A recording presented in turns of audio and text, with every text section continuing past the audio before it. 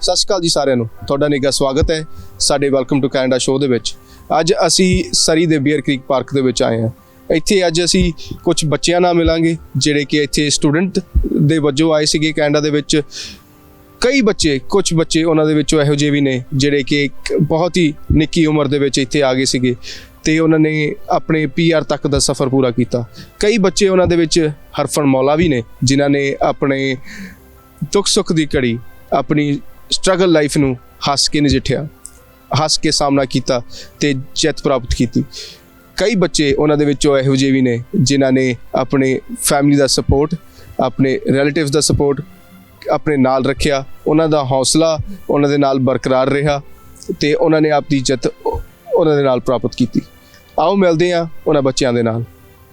ਅੱਜ ਅਸੀਂ ਗੱਲ ਕਰਨ ਜਾ ਰਹੇ ਹਾਂ ਕੁਝ ਬੱਚਿਆਂ ਨਾਲ। ਅੱਜ ਸਾਡੇ ਬੱਚਿਆਂ ਨਾਲ ਜਿਹੜੀ ਗੱਲ ਹੋਣ ਲੱਗੀ ਹੈ ਉਹ ਉਹਨਾਂ ਦੇ ਤਜਰਬਿਆਂ ਬਾਰੇ ਹੋਊਗੀ, ਉਹਨਾਂ ਦੀ ਕੁਝ ਹੱਡ ਬੀਤੀਆਂ ਬਾਰੇ ਹੋਊਗੀ ਜਿਹੜੀ ਉਹ ਸਾਨੂੰ ਆਪਣੀ ਜ਼ੁਬਾਨੀ ਦੱਸਣਗੇ ਕਿ ਉਹ ਕੈਨੇਡਾ ਆ ਕੇ ਉਹਨਾਂ ਦੇ ਨਾਲ ਕੀ ਚੀਜ਼ਾਂ ਹੋਈਆਂ, ਉਹਨਾਂ ਨੇ ਕਿੱਦਾਂ ਆਪਣੇ ਆਪ ਨੂੰ ਸਰਵਾਈਵ ਕੀਤਾ ਇੱਥੇ ਕੈਨੇਡਾ ਦੇ ਵਿੱਚ, ਉਹਨਾਂ ਦਾ ਆਉਣਾ ਕਿੱਦਾਂ ਦਾ ਸੀਗਾ, ਉਹ ਕਿਉਂ ਆਏ ਕੈਨੇਡਾ, ਉਹਨਾਂ ਦਾ ਕੈਨੇਡਾ ਆਉਣ ਦਾ ਮਕਸਦ ਕੀ ਸੀਗਾ। ਆਓ ਚੱਲਦੇ ਹਾਂ, ਅਸੀਂ ਆਪਣੇ ਪਹਿਲੇ ਸਟੂਡੈਂਟ ਨਾਲ ਗੱਲ ਕਰਦੇ ਹਾਂ ਜਿਹੜਾ ਵੋਲੰਟਰੀ ਸਾਡੇ ਕੋਲ ਆ ਕੇ ਆਪਣਾ ਐਕਸਪੀਰੀਅੰਸ ਸ਼ੇਅਰ ਕਰਨਾ ਚਾਹੁੰਦਾ। First of all thank you so much for coming on R show. ਮੈਂ ਜਾਣਨਾ ਚਾਹੂੰਗਾ ਕਿ ਤੁਹਾਡਾ ਨਾਂ ਕੀ ਹੈ? ਸਤਿ ਸ਼੍ਰੀ ਅਕਾਲ ਭਾਜੀ, ਮੇਰਾ ਨਾਮ ਅਰਮਾਨ ਸਿੰਘ ਸੰਧੂ। ਤੁਸੀਂ ਕੈਨੇਡਾ ਕਦੋਂ ਆਏ ਸੀਗੇ? ਮੈਂ 2018 ਫਾਲ ਸਮੈਸਟਰ 'ਚ ਆਇਆ ਸੀ ਕੈਨੇਡਾ। ਕੈਨੇਡਾ ਆ ਕੇ ਤੁਹਾਨੂੰ ਕਿੱਦਾਂ ਦਾ ਲੱਗਿਆ? ਕੈਨੇਡਾ ਆ ਕੇ ਮੈਨੂੰ ਬਹੁਤ ਵਧੀਆ ਲੱਗਿਆ ਕਿਉਂਕਿ ਫਸਟ ਆਫ ਆਲ ਮੇਰੇ ਕਜ਼ਨਸ ਹੈਗੇ ਸੀ ਇੱਥੇ, 4 ਕਜ਼ਨਸ ਹੈਗੇ, ਉਹਨਾਂ ਨੇ ਮੈਨੂੰ ਪਿਕ ਕੀਤਾ। ਮੈਂ 1 ਮਹੀਨਾ ਪਹਿਲੋਂ ਆ ਗਿਆ ਸੀ ਸਮੈਸਟਰ ਸ਼ੁਰੂ ਹੋਣ ਤੋਂ। ਉਹ 1 ਮੰਥ ਮੈਂ ਪੂਰਾ ਘੁੰਮਿਆ, ਬ੍ਰਿਟਿਸ਼ ਕੋਲੰਬੀਆ ਵੇਖਿਆ ਅਤੇ ਸਟਾਰਟਿੰਗ 'ਚ ਤਾਂ ਹੋਮ ਸਿਕ ਹੁੰਦੇ ਆ, ਪਰ ਸਟਾਰਟਿੰਗ 'ਚ ਐਵੇਂ ਦਾ ਕੁਛ ਨਹੀਂ ਸੀਗਾ।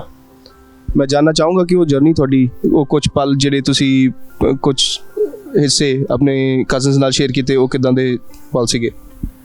ਮੇਰੇ ਕਜ਼ਨਸ ਨਾਲ ਬਹੁਤ ਵਧੀਆ ਸੀ। ਮੈਂ ਉਹਨਾਂ ਨੂੰ ਕਾਫੀ ਟਾਈਮ ਬਾਅਦ ਮਿਲ ਰਿਹਾ ਸੀ, ਨੀਅਰਲੀ 8 years ਬਾਅਦ।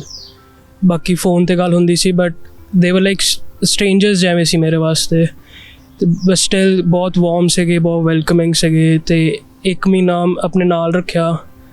ਇਵੈਂਚੁਅਲੀ ਆਪਾਂ ਵੱਡੀ ਬੇਸਮੈਂਟ 'ਚ ਮੂਵ ਹੋਏ, ਗਰਾਊਂਡ ਫਲੋਰ 'ਚ, ਅਤੇ ਉੱਥੇ ਆਪਾਂ ਉਹਨਾਂ ਨੇ ਮੈਨੂੰ ਪਿਕ ਕਰਨਾ ਬੱਸ ਸਟਾਪਸ ਤੋਂ, ਮੈਨੂੰ ਡਰੋਪ ਕਰਨਾ, ਅਤੇ ਉਹ ਐਵੇਂ ਛੋਟੀਆਂ ਗੱਲਾਂ ਲੱਗਦੀਆਂ ਪਰ ਉਹ ਇਵੈਂਚੁਅਲੀ ਉਹ ਐਂਡ 'ਚ ਬਹੁਤ ਵੱਡੀ ਹੋ ਜਾਂਦੀਆਂ, ਬਹੁਤ ਈਜ਼ੀ ਹੋ ਜਾਂਦੀ।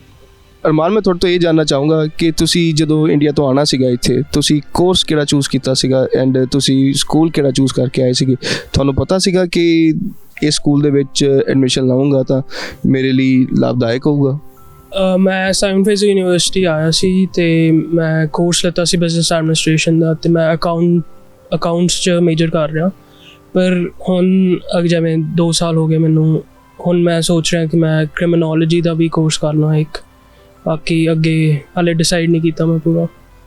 ਅਰਮਾਨ, ਸਾਨੂੰ ਹੁਣ ਇਹ ਦੱਸੋ ਕਿ ਤੁਸੀਂ ਜਦੋਂ ਆਏ ਸੀਗੇ ਤੁਹਾਨੂੰ ਇੱਥੇ ਆ ਕੇ ਜੋਬ ਲੱਭਣ ਦੇ ਵਿੱਚ ਕਿੰਨੀਆਂ ਕੁ ਪਰੇਸ਼ਾਨੀਆਂ ਹੋਈਆਂ, ਕਿੰਨਾ ਕੁ ਜਦੋਜਹਿਦ ਕਰਨੀ ਪਈ ਤੁਹਾਨੂੰ ਜੋਬ ਲੱਭਣ ਲਈ, ਕਿ ਤੁਹਾਡੇ ਲਈ ਆਸਾਨ ਸੀਗਾ ਇੱਕ ਜੋਬ ਲੱਭਣੀ? ਜਦੋਂ ਮੈਂ 2018 'ਚ ਆਇਆ ਸੀ ਮੇਰੇ ਵਾਸਤੇ, ਮੈਨੂੰ 2 months ਬਾਅਦ ਪਹਿਲੀ ਜੋਬ ਮਿਲੀ ਸੀ ਆਉਣ ਤੋਂ, ਅਤੇ ਪਹਿਲੀ ਜੋਬ ਮੈਂ ਸਿਰਫ 1 ਦਿਨ ਗਿਆ ਕਿਉਂਕਿ ਜੋ ਬੌਸ ਸੀ, ਮੈਨੇਜਰ ਸੀ, ਉਹ ਬਣੀ ਨਹੀਂ ਸਾਡੀ। ਇਵੈਂਚੁਅਲੀ 2 ਹਫ਼ਤਿਆਂ ਬਾਅਦ ਮੈਨੂੰ ਰੀਟੇਲ ਸਟੋਰ ਵਗੈਰਾ ਮੈਂ ਅਪਲਾਈ ਕੀਤਾ ਹੋਇਆ ਸੀ, ਮੈਨੂੰ ਉੱਥੋਂ ਕਾਲ ਆਈ ਅਤੇ ਫਿਰ ਉਹ ਕੰਮ ਮੇਰਾ ਬਹੁਤ ਵਧੀਆ ਸੀ, ਫਰੈਂਡਸ ਬਣੇ, ਸਾਰਾ ਕੁਛ ਵਧੀਆ ਸੀ। ਬਟ ਇਵੈਂਚੁਅਲੀ ਉਹ ਸਟੋਰ ਬੰਦ ਕਰਤਾ। ਰਾਈਟ ਨਾਓ ਹੁਣ ਮੈਂ ਔਨਲਾਈਨ ਕੰਮ ਕਰਦਾ। ਮੈਨੂੰ ਪਹਿਲੀ ਜੋਬ 2018 ਆਉਣ ਤੋਂ 2 ਮਹੀਨੇ ਬਾਅਦ ਕਾਲ ਆਇਆ ਸੀ, ਅਤੇ ਮੈਂ ਐਵੇਂ ਨਹੀਂ ਕਿ ਮੈਂ 1-2 ਜੋਬ, ਮੈਂ 30-40 ਜੋਬਸ ਵਾਸਤੇ ਅਪਲਾਈ ਕੀਤਾ ਸੀ। ਉਹ ਪਹਿਲੀ ਜੋਬ ਤਾਂ ਮੇਰਾ ਬਣਿਆ ਨਹੀਂ, ਮੈਨੇਜਰ ਨਾਲ ਨਹੀਂ ਬਣੀ, ਅਤੇ ਫਸਟ ਡੇ ਮੈਂ ਛੱਡ ਕੇ ਆ ਗਿਆ ਸੀ। ਇਵੈਂਚੁਅਲੀ ਮੈਨੂੰ 2 ਹਫ਼ਤੇ ਬਾਅਦ ਰੀਟੇਲ ਸਟੋਰ 'ਤੇ ਜੋਬ ਮਿਲੀ। ਉੱਥੇ ਕੈਨੇਡੀਅਨ ਮੈਨੇਜਰ ਸੀ, ਉਹ ਮੇਰੇ ਬਹੁਤ ਨਾਈਸ ਸੀ ਮੇਰੇ ਨਾਲ, ਅਤੇ ਮੇਰੇ ਕਾਫੀ ਫਰੈਂਡਸ ਵੀ ਬਣੇ। ਅਤੇ ਇਵੈਂਚੁਅਲੀ ਮੈਂ ਉੱਥੇ ਸਾਲ 1.5 year ਕੱਢਿਆ ਅਤੇ ਉਹ ਸਟੋਰ ਬੰਦ ਹੋ ਗਿਆ ਰੈਂਟ ਪ੍ਰੋਬਲਮਸ ਦੇ ਕਾਰਨ। ਉਸ ਤੋਂ ਬਾਅਦ ਮੇਰੇ ਵਾਸਤੇ ਜੋਬ ਲੱਭਣੀ ਕਾਫੀ ਔਖੀ ਸੀ ਕਿਉਂਕਿ ਮੈਂ ਲੱਭਣੀ ਸ਼ੁਰੂ ਕੀਤੀ ਅਤੇ ਉਸ ਤੋਂ ਥੋੜ੍ਹੇ ਟਾਈਮ ਬਾਅਦ ਕੋਵਿਡ ਦਾ ਟਾਈਮ ਸ਼ੁਰੂ ਹੋ ਗਿਆ। ਜਦੋਂ ਕੋਵਿਡ ਸ਼ੁਰੂ ਹੋਇਆ ਜੋਬਸ ਸਾਰਿਆਂ ਵਾਸਤੇ ਹੀ ਘੱਟ ਗਈ ਸੀ। ਫਿਰ ਹੌਲੀ ਹੌਲੀ ਮੈਨੂੰ ਮੈਂ ਆਪਣੇ ਕਜ਼ਨਸ ਨਾਲ ਗੱਲ ਕੀਤੀ, ਘਰੇ ਗੱਲ ਕੀਤੀ। ਉਹਨਾਂ ਨੇ ਕਿਹਾ ਕਿ ਔਨਲਾਈਨ ਕੰਮ ਲੱਭ, ਔਨਲਾਈਨ, ਕਿਉਂਕਿ ਕੋਵਿਡ ਕਰਕੇ ਡੇਂਜਰ ਵੀ ਨਹੀਂ ਲੈਣਾ ਸੀ ਜ਼ਿਆਦਾ, ਰਿਸਕ ਨਹੀਂ ਲੈਣਾ ਸੀ ਜ਼ਿਆਦਾ। ਅਤੇ ਫਿਰ ਮੈਂ ਔਨਲਾਈਨ ਕੰਮ ਲੱਭਿਆ, ਐਡਵਰਟਾਈਜ਼ਿੰਗ, ਗੂਗਲ ਐਡਸ ਦਾ, ਅਤੇ ਹੁਣ ਮੈਂ ਉਹੀ ਕਰ ਰਿਹਾ ਹਾਲੇ। ਅਰਮਾਨ, ਮੈਂ ਤੁਹਾਡੇ ਤੋਂ ਇਹ ਜਾਣਨਾ ਚਾਹੂੰਗਾ ਕਿ ਤੁਹਾਡੇ ਫੈਮਿਲੀ ਦਾ ਇੱਥੇ ਹੋਣਾ, ਤੁਹਾਡੇ ਕਜ਼ਨਸ ਦਾ ਇੱਥੇ ਹੋਣਾ, ਉਹ ਤੁਹਾਡੇ ਲਈ ਕਿੰਨਾ ਕੁ ਫਾਇਦੇਮੰਦ ਸੀਗਾ? ਤੁਸੀਂ ਇਹ ਜਾਣਨਾ ਚਾਹੁੰਦੇ ਹੋ ਕਿ ਲੋਕਾਂ ਦੀ ਸਟੋਰੀ, ਜਿਹੜੀ ਹੋਰ ਬੱਚੇ ਨੇ ਤੁਹਾਡੇ ਨਾਲ, ਉਹਨਾਂ ਦੀ ਲਾਈਫ ਸਟਰਗਲ, ਜਿਹੜੇ ਕਿ ਉਹਨਾਂ ਦੇ ਨਾਲ ਕੋਈ ਫਰੈਂਡਸ ਨਹੀਂ ਸੀਗੇ ਜਾਂ ਉਹਨਾਂ ਦੇ ਕੋਲ ਰਿਸ਼ਤੇਦਾਰ ਨਹੀਂ ਸੀਗੇ ਜਿਨ੍ਹਾਂ ਕੋਲ ਉਹ ਆ ਸਕਦੇ ਨੇ ਜਾਂ ਬਹਿ ਸਕਦੇ ਨੇ, ਉਹਨਾਂ ਦੇ ਨਾਲ ਐਕਸਪੀਰੀਅੰਸਿਸ ਤੁਸੀਂ ਸ਼ੇਅਰ ਕਰਦੇ ਹੋ ਜਾਂ ਉਹਨਾਂ ਦੇ ਨਾਲ ਉਹਨਾਂ ਦੀ ਹੈਲਪ ਆਊਟ ਕਰਨ ਦੀ ਕੋਸ਼ਿਸ਼ ਕਰਦੇ ਹੋ? ਹਾਂਜੀ, ਮੇਰੇ ਕਜ਼ਨਸ ਇੱਥੇ ਹੋਣਾ ਬਹੁਤ ਬੈਨੀਫੀਸ਼ੀਅਲ ਸੀ, ਮੈਨੂੰ ਬਹੁਤ ਈਜ਼ੀ ਰਿਹਾ ਕਿਉਂਕਿ ਉਹ ਇੱਥੇ ਹੈਗੇ ਸੀ ਆਲਰੇਡੀ। ਮੇਰਾ ਡਿਸੀਜਨ ਬ੍ਰਿਟਿਸ਼ ਕੋਲੰਬੀਆ ਕੈਨੇਡਾ ਆਉਣ ਦਾ ਮੇਨ ਰੀਜ਼ਨ ਇੱਕ ਆਹੀ ਸੀਗਾ, ਇੰਪੋਰਟੈਂਟ ਰੀਜ਼ਨ, ਕਿ ਮੇਰੇ ਕਜ਼ਨਸ ਹੈਗੇ ਆ ਇੱਥੇ। ਬਾਕੀ ਹਾਂ, ਮੈਂ ਸਟੋਰੀਜ਼ ਵੀ ਸੁਣਨਾ ਬਾਕੀ ਬੱਚਿਆਂ ਦੀ, ਮੇਰੇ ਫਰੈਂਡਸ ਵੀ ਹੈਗੇ ਆ ਜਿਨ੍ਹਾਂ ਦਾ ਇੱਥੇ ਕੋਈ ਨਹੀਂ ਹੈਗਾ ਸੀ, ਉਹ ਇਕੱਲੇ ਆਏ ਸੀ, ਇਕੱਲੇ ਉਹਨਾਂ ਨੇ ਬੇਸਮੈਂਟ ਲੱਭੀ। ਬਹੁਤ ਮੁਸ਼ਕਿਲ ਹੁੰਦਾ ਕਿਉਂਕਿ ਕੰਮ 'ਤੇ ਜਾਣਾ, ਕਾਲਜ ਜਾਣਾ, ਕਮਿਊਟ ਕਰਨਾ, ਫਿਰ ਆ ਕੇ ਤੁਸੀਂ ਆਪਣਾ ਖਾਣਾ ਖਾਣਾ, ਅਤੇ ਆਉਂਦੇ ਹੀ ਤੁਹਾਡੀ ਸੋਸ਼ਲ ਲਾਈਫ ਨਹੀਂ ਹੁੰਦੀ ਕੋਈ। ਅਤੇ ਆਈ ਥਿੰਕ ਉਹ ਕਜ਼ਨਸ ਜੋ ਮੇਰੇ ਨਾਲ ਸੀਗੇ, ਮੈਂ 1 ਮਹੀਨਾ ਪਹਿਲਾਂ ਆਇਆ, ਮੇਰੇ ਨਾਲ ਸੀ, ਮੇਰੇ ਕਜ਼ਨਸ ਦੇ ਫਰੈਂਡਸ ਅੱਗੇ ਸਾਰੇ ਵਾਰਮ ਸੀ, ਅਤੇ ਮੇਰੀ ਸੋਸ਼ਲ ਲਾਈਫ ਸਟਾਰਟਿੰਗ ਤੋਂ ਬਹੁਤ ਵਧੀਆ ਸੀ। ਇਵੈਂਚੁਅਲੀ ਸਕੂਲ ਜਾ ਕੇ ਮੇਰੇ ਆਪਣੇ ਦੋਸਤ ਬਣੇ। ਅਰਮਾਨ, ਤੁਸੀਂ ਪਲੀਜ਼ ਮੈਨੂੰ ਇਹ ਦੱਸੋਗੇ ਕਿ ਆਪਣੀ ਰੋਜ਼ਾਨਾ ਜ਼ਿੰਦਗੀ ਦੇ ਵਿੱਚ ਹੁਣ ਜਦੋਂ ਤੋਂ ਤੁਸੀਂ ਕੈਨੇਡਾ ਆਏ ਹੋ, ਤੁਸੀਂ ਕੰਮ ਵੀ ਕਰ ਰਹੇ ਹੋ ਐਂਡ ਤੁਸੀਂ ਪੜ੍ਹ ਵੀ ਰਹੇ ਹੋ, ਤੁਸੀਂ ਆਪਣੇ ਲਾਈਫ ਦੇ ਵਿੱਚ ਪੜ੍ਹਾਈ ਅਤੇ ਕੰਮ ਦਾ ਬੈਲੈਂਸ ਕਿੱਦਾਂ ਬਣਾਉਂਦੇ ਹੋ ਐਂਡ ਕਿੱਦਾਂ ਆਪਣੇ ਦਿਨ ਨੂੰ ਸਪੈਂਡ ਕਰਦੇ ਹੋ ਔਰ ਕਿੱਦਾਂ ਆਪਣੇ ਲਈ ਵੀ ਟਾਈਮ ਕੱਢਦੇ ਹੋ? ਮੈਂ ਇੰਡੀਆ ਤੋਂ ਆਈ ਸੋਚ ਕੇ ਆਇਆ ਸੀ, ਪੇਰੈਂਟਸ ਨਾਲ ਵੀ ਗੱਲ ਕਰਕੇ, ਡਿਸਕਸ਼ਨ ਕਰਕੇ, ਕਿ ਸਟੱਡੀ ਮੇਰੇ ਵਾਸਤੇ ਪ੍ਰਾਇਓਰਿਟੀ ਆ, ਅਤੇ ਮੈਂ ਸਟੱਡੀ ਵਾਸਤੇ ਮੈਂ ਇੱਧਰ ਉੱਧਰ ਨਹੀਂ ਕਰਦਾ। ਸਟੱਡੀ ਮੈਂ ਪ੍ਰਾਇਓਰਿਟੀ ਰੱਖਦਾ, ਬਾਕੀ ਮੈਂ ਕੰਮ ਨੂੰ ਸਟੱਡੀ ਦੇ ਹਿਸਾਬ ਨਾਲ ਐਡਜਸਟ ਕਰਦਾ। ਫਿਰ ਮੈਂ ਕੰਮ ਨੂੰ ਐਡਜਸਟ ਕਰਦਾ ਆਪਣੇ ਪੜ੍ਹਾਈ ਦੇ ਹਿਸਾਬ ਨਾਲ। ਪਰ ਹਾਂ, ਮੁਸ਼ਕਿਲ ਹੁੰਦਾ ਆ, ਬਹੁਤ ਮੁਸ਼ਕਿਲ ਹੁੰਦਾ ਕੰਮ ਅਤੇ ਪੜ੍ਹਾਈ ਨੂੰ ਨਾਲ ਕਰਨਾ। ਮੈਂ ਆਪਣੇ ਅਸਾਈਨਮੈਂਟ ਮੈਂ ਪ੍ਰੀ ਪਲਾਨ ਕਰਕੇ ਰੱਖਦਾ। ਜਦੋਂ ਮੇਰੇ ਐਗਜ਼ਾਮਸ ਆ, ਮੈਨੂੰ ਪਤਾ ਕਿ ਇਸ ਸਮੈਸਟਰ ਦੇ ਇਸ ਵੀਕ 'ਚ ਅਸਾਈਨਮੈਂਟਸ ਵੱਧ ਜਾਂਦੀਆਂ, ਅਤੇ ਉਸ ਟਾਈਮ ਆਪਣਾ ਕੰਮ ਸ਼ਿਫਟਸ ਛੋਟੀਆਂ ਰੱਖਦਾ, ਕੰਮ ਘੱਟ ਕਰਦਾ। ਬਾਕੀ ਜੋ ਹੌਲੀਡੇਜ਼ ਹੁੰਦੀਆਂ, ਮੈਂ ਉੱਥੇ 40 ਆਵਰਸ ਪੂਰਾ ਕਰਦਾ ਜਿੰਨੇ, ਕਿਉਂਕਿ ਉਹ ਫਿਰ ਬਾਕੀ ਦਾ ਕਵਰ ਅਪ ਹੋ ਜਾਂਦਾ। ਪਰ ਹਾਂ, ਮੈਂ ਹਾਲੇ ਵੀ ਆਈ ਕਹੂੰਗਾ ਕਿ ਮੇਰੇ ਵਾਸਤੇ ਪਰਸਨਲੀ ਮੇਰੀ ਪੜ੍ਹਾਈ ਪ੍ਰਾਇਓਰਿਟੀ ਆ। ਅਰਮਾਨ, ਮੈਂ ਤੁਹਾਡੇ ਤੋਂ ਇਹ ਜਾਣਨਾ ਚਾਹੂੰਗਾ ਕਿ ਤੁਸੀਂ ਕੈਨੇਡਾ ਆਉਣ ਦੀ ਸਹੀ ਉਮਰ ਕੀ ਸੋਚਦੇ ਹੋ? ਤੁਸੀਂ ਇਹ ਸੋਚਦੇ ਹੋ ਕਿ ਬੱਚੇ ਨੂੰ ਗ੍ਰੇਡ 12 ਤੋਂ ਬਾਅਦ ਕੈਨੇਡਾ ਆ ਜਾਣਾ ਚਾਹੀਦਾ ਹੈ, ਜਾਂ ਤੁਸੀਂ ਇਹ ਸੋਚਦੇ ਹੋ ਕਿ ਬੱਚੇ ਨੂੰ ਆਪਣੀ ਗ੍ਰੈਜੂਏਸ਼ਨ ਥੋੜ੍ਹਾ ਮੈਚੋਰ ਹੋ ਕੇ ਕੈਨੇਡਾ ਆਉਣਾ ਚਾਹੀਦਾ?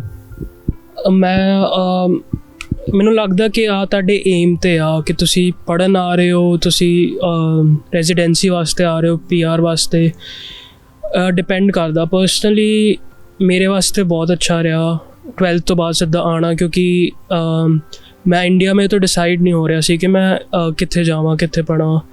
ਦਿੱਲੀ ਮੈਂ ਜਾਣਾ ਨਹੀਂ ਚਾਹੁੰਦਾ ਸੀ, ਅਤੇ ਸਾਊਥ ਮੇਰੇ ਵਾਸਤੇ ਬੇਸਿਕਲੀ ਐਵੇਂ ਹੀ ਸੀਗਾ ਕਿ ਸਾਊਥ ਪਹਿਲੀ ਵਾਰੀ ਜਾਣਾ, it was a new place, ਜਿਵੇਂ Canada was a new place.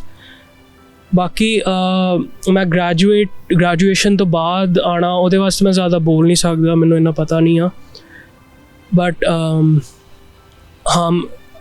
ਹਾਂ, ਮੈਂ ਕਹਿਣਾ ਚਾਹੂੰਗਾ ਕਿ ਅਗਰ ਤੁਸੀਂ ਸੋਚਦੇ ਹੋ ਕਿ ਤੁਸੀਂ ਕੈਨੇਡਾ ਆ ਕੇ ਐਵਰੀਥਿੰਗਸ ਬੈਟਰ, ਸਾਰਾ ਕੁਝ ਜ਼ਿਆਦਾ ਅੱਛਾ, ਗਲਤ ਫਹਿਮੀ ਆ।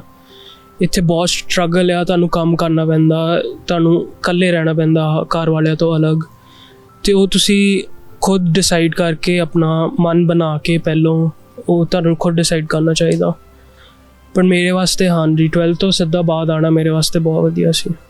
ਅਰਮਾਨ, ਮੈਂ ਇਹ ਜਾਣਨਾ ਚਾਹੂੰਗਾ ਕਿ ਤੁਸੀਂ ਆਪਣੇ ਤਜਰਬੇ ਦੇ ਨਾਲ ਜਿਹੜੇ ਇੰਡੀਆ ਤੋਂ ਬੱਚੇ ਆ ਰਹੇ ਨੇ ਜਾਂ ਜਿਹੜੇ ਇੰਡੀਆ ਤੋਂ ਪਰਮਾਨੈਂਟ ਰੈਜ਼ੀਡੈਂਸੀ 'ਤੇ ਵੀ ਬੱਚੇ ਆ ਰਹੇ ਨੇ, ਉਹਨਾਂ ਨੂੰ ਕੀ ਸਲਾਹ ਦਿਓਗੇ ਆਪਣੇ ਵੱਲੋਂ ਕਿ ਉਹ ਕਿਸ ਤਰੀਕੇ ਨਾਲ ਪ੍ਰਿਪੇਅਰ ਹੋ ਕੇ ਆਉਣ ਇੱਥੇ, ਕਿੰਨਾਂ ਚੀਜ਼ਾਂ ਬਾਰੇ ਧਿਆਨ ਰੱਖਣ? ਆਉਣ ਤੋਂ ਪਹਿਲਾਂ ਉਹਨਾਂ ਨੂੰ ਇਹ ਪਤਾ ਹੋਵੇ ਕਿ ਉਹ ਕਿਸ ਜਗ੍ਹਾ 'ਤੇ ਜਾ ਰਹੇ ਨੇ ਜਾਂ ਕਿਸ ਤਰ੍ਹਾਂ ਦੀ ਉਹਨਾਂ ਨੂੰ ਲਾਈਫ ਅੱਗੇ ਮਿਲਣ ਵਾਲੀ ਹੈ। ਉਸ ਲਈ ਉਹਨਾਂ ਨੂੰ ਕੀ ਸਲਾਹ ਦੇਣਾ ਚਾਹੋਗੇ ਅਤੇ ਕਿਸ ਤਰ੍ਹਾਂ ਗਾਈਡ ਕਰਨਾ ਚਾਹੋਗੇ ਤੁਸੀਂ? ਮੈਂ ਕਹੂੰਗਾ ਫਸਟ ਆਫ ਆਲ ਤੇ ਤੁਹਾਨੂੰ ਮੈਂਟਲੀ ਪ੍ਰਿਪੇਅਰ ਹੋਣਾ ਚਾਹੀਦਾ ਕਿ ਤੁਸੀਂ ਨਵੀਂ ਜਗ੍ਹਾ ਜਾ ਰਹੇ ਹੋ, ਤੁਹਾਨੂੰ ਉੱਥੇ ਤੌਰ ਤਰੀਕੇ ਸਿੱਖੋ ਉੱਥੋਂ ਦੇ ਕਿਵੇਂ ਗੱਲ ਕਰਨੀ ਆ, ਕਿਵੇਂ ਰਹਿਣਾ। ਅਤੇ ਜਦੋਂ ਤੁਸੀਂ ਆਉਂਦੇ ਹੋ ਤੁਸੀਂ ਦੂਜਿਆਂ ਦੇ ਕਲਚਰ ਦੀ ਰਿਸਪੈਕਟ ਕਰੋ ਅਤੇ ਤੁਹਾਨੂੰ ਉਹ ਤੁਹਾਡੇ ਕਲਚਰ ਦੀ ਰਿਸਪੈਕਟ ਕਰਨਗੇ। ਬਾਕੀ ਮੈਂ ਇੱਕ ਆ ਵੀ ਇੰਪੋਰਟੈਂਟ ਗੱਲ ਕਹੂੰਗਾ ਕਿ ਅਗਰ ਤੁਹਾਡੇ ਇੱਥੇ ਸੋਸ਼ਲੀ ਕਨੈਕਸ਼ਨਸ ਨਹੀਂ ਹੈਗੇ ਆ ਤਾਂ ਬਹੁਤ ਵਧੀਆ ਗੱਲ ਹੈ। ਅਗਰ ਨਹੀਂ ਹੈਗੇ ਤਾਂ ਆ ਕੇ ਤੁਸੀਂ ਆਪਣੇ ਸੋਸ਼ਲ ਕਨੈਕਸ਼ਨ ਬਣਾਓ, ਕਿਉਂਕਿ ਆਈ ਥਿੰਕ ਸੋਸ਼ਲੀ ਸਾਡੇ ਰਿਲੇਸ਼ਨਸ ਬਹੁਤ ਇੰਪੋਰਟੈਂਟ ਆ। ਸਾਨੂੰ ਇੱਥੇ ਕੋਪ ਕਰਨਾ ਬਹੁਤ ਈਜ਼ੀ ਕਰਦੇ ਆ ਕੰਪੈਰੇਟਿਵਲੀ ਅਗਰ ਤੁਸੀਂ ਇਕੱਲੇ ਰਹੋ। ਅਤੇ ਤੀਜੀ ਗੱਲ ਮੈਂ ਕਹੂੰਗਾ ਕਿ ਆਪਣਾ ਜੋ ਤੁਸੀਂ ਏਮ ਲੈ ਕੇ ਆ ਰਹੇ ਹੋ ਉਹ ਨਾ ਭੁੱਲੋ, ਉਹ 'ਤੇ ਧਿਆਨ ਰੱਖੋ। ਅਗਰ ਤੁਸੀਂ ਪੜ੍ਹਨ ਵਾਸਤੇ ਆ ਰਹੇ ਹੋ ਤਾਂ ਪੜ੍ਹਾਈ ਵੱਲ ਏਮ ਰੱਖੋ, ਆਪਣਾ ਧਿਆਨ ਰੱਖੋ। ਅਗਰ PR ਵਾਸਤੇ ਤਾਂ ਵਰਕ ਹਾਰਡ ਅਤੇ ਆਪਣਾ ਮੇਕ ਯੂਰ ਲਾਈਫ ਆ।